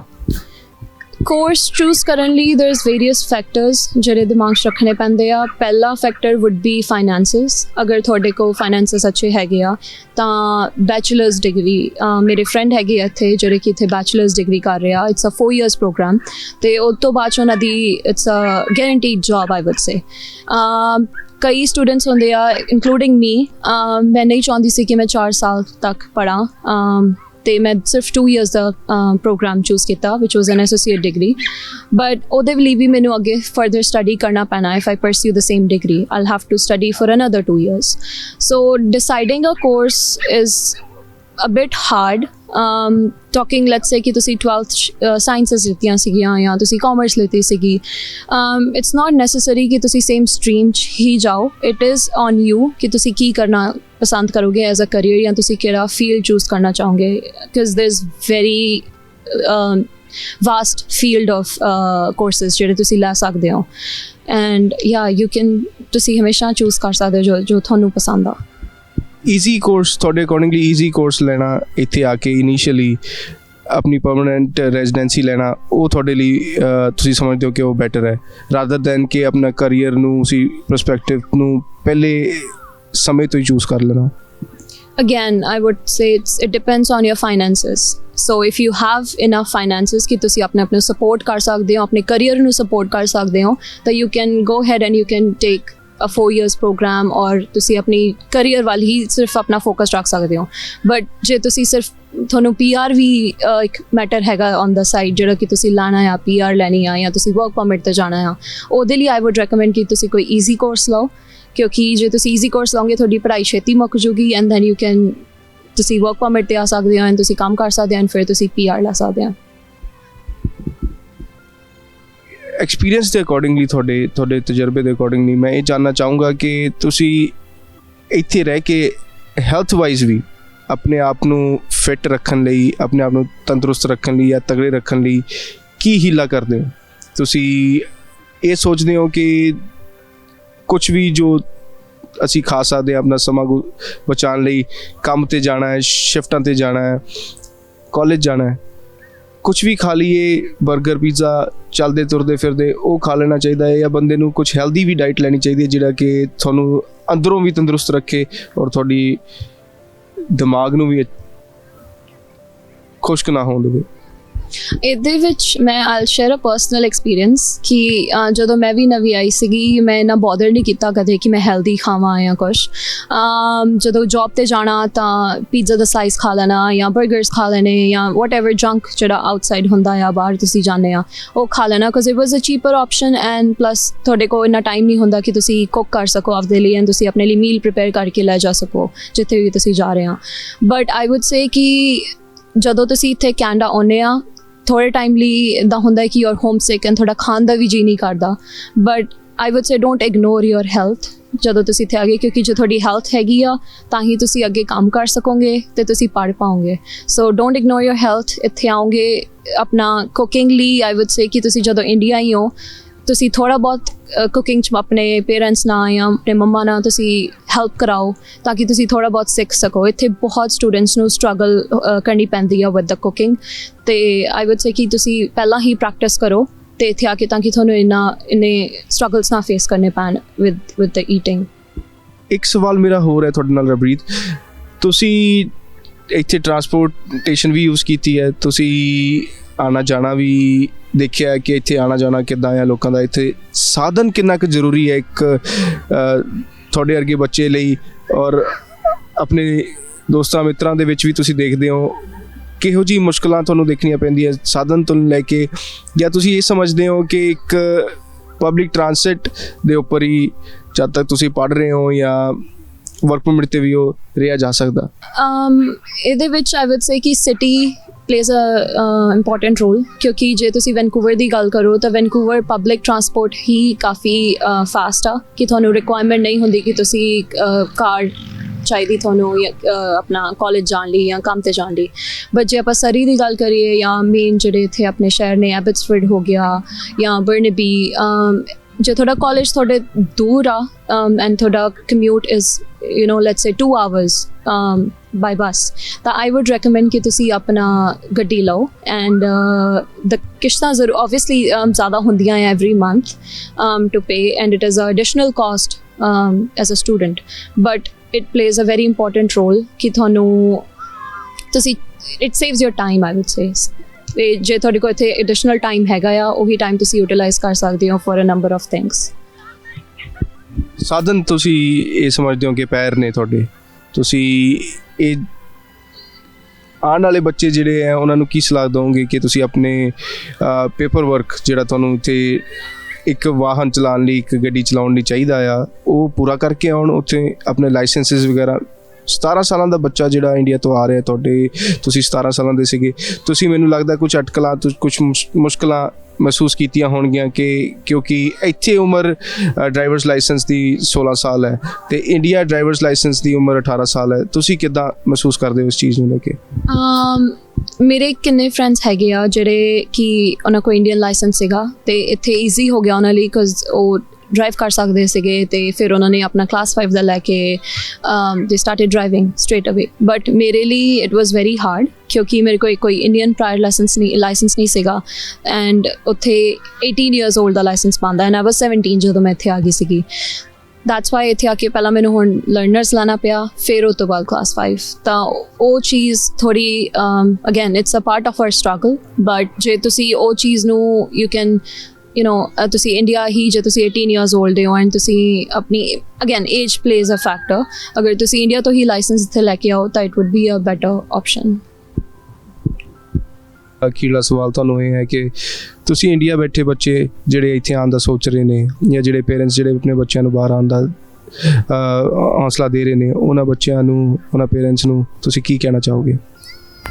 ਆਈ ਵੁੱਡ ਸੇ ਕਿ ਜਦੋਂ ਤੁਸੀਂ ਕੋਈ ਵੀ ਕਾਲਜ ਚੂਜ਼ ਕਰਦੇ ਆ ਜਾਂ ਤੁਸੀਂ ਆਪਣਾ ਕੋਰਸ ਚੂਜ਼ ਕਰੋਗੇ ਤਾਂ ਪਲੀਜ਼ ਆਪਣਾ ਸਾਰਾ ਦੇਖੋ, ਔਨਲਾਈਨ ਸਾਈਟਸ 'ਤੇ ਜਾ ਕੇ like decide your course very mindfully, क्योंकि इत्थे आके थोड़े कोर्स ने बहुत important role play करना है in further in your career and everything.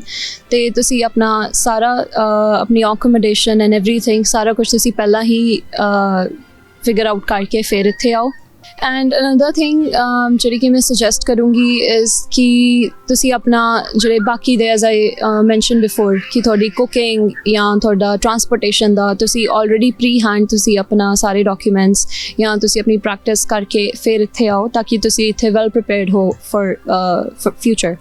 And ਕੰਮ ਲਈ ਤਾਂ ਓਬਵੀਅਸਲੀ ਤੁਹਾਨੂੰ ਜਦੋਂ ਤੁਸੀਂ ਇੱਥੇ ਆ ਗਏ ਤੁਸੀਂ ਕੰਮ ਇੱਥੇ ਆਪਣੀ ਲੋਕੇਸ਼ਨ ਦੇ ਹਿਸਾਬ ਨਾਲ ਜਾਂ ਆਪਣੇ ਟਰਾਂਸਪੋਰਟੇਸ਼ਨ ਦੇ ਹਿਸਾਬ ਨਾਲ ਤੁਸੀਂ ਆਪਣਾ ਕੰਮ ਚੂਜ਼ ਕਰੋਗੇ. But and also another thing I would say is I'll talk a little about GIC is ਕਿ ਤੁਸੀਂ ਜਿਹੜੀ ਤੁਹਾਡੀ GIC ਹੁੰਦੀ ਆ ਤੁਸੀਂ ਉਹਨੂੰ ਮੈਂ ਮੰਨਦੀ ਹਾਂ ਕਿ ਤੁਸੀਂ ਉਹਨੂੰ ਆਪਣਾ ਐਜ਼ ਅ ਫੀਸ ਵੀ ਯੂਜ਼ ਕਰ ਸਕਦੇ ਆ ਬਟ ਤੁਸੀਂ ਉਹਨੂੰ ਜਿੰਨਾ ਸੇਵ ਕਰ ਸਕੋ ਤੁਸੀਂ ਉਹਨੂੰ ਉਨਾ ਸੇਵ ਕਰੋ ਕਿਉਂਕਿ ਇਨ ਫਿਊਚਰ ਜਦੋਂ ਤੁਸੀਂ ਕਾਰ ਲੈਣੀ ਆ ਜਾਂ ਲੈਟਸ ਸੇ ਕਿ ਤੁਸੀਂ ਕੋਈ ਵੀ ਇਨ ਫਿਊਚਰ ਤੁਹਾਡੀ ਕੋਈ ਵੀ ਚੀਜ਼ ਤੁਸੀਂ ਲੈਣੀ ਆ ਉਹਦੇ 'ਚ ਤੁਸੀਂ ਉਹਨੂੰ as a saving ਤੁਸੀਂ you can use it and meanwhile ਆਪਣਾ ਤੁਸੀਂ ਕੰਮ ਕਰੋ and everything